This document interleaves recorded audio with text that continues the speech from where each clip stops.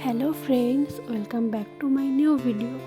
আজকে বানাবো কদবেল মাখা। চলো শুরু করা যাক। প্রথমে একটা গাছ পাকা কদবেল ফাটিয়ে নেব। কদবেলটা অন্য একটা পাত্রে ঢেলে নেব।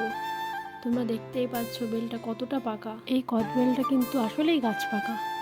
এরপর কদবেলের খোলা থেকে ভালো করে শাঁসগুলো তুলে নিতে হবে। তারপর পরিমাণ মতন লবণ দেব, হাফ চা চামচ জিরা মরিচ গুঁড়ো, হাফ চা চামচ লঙ্কার গুঁড়ো এবং 1 চামচ চিনি দেব।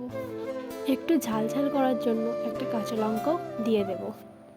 তোমরা চাইলে শুকনো লঙ্কা পুড়িয়েও দিতে পারো, আর একটু কাসুন্দিও অ্যাড করতে পারো। এরপর কদবেলটা ভালো করে মাখিয়ে নেব।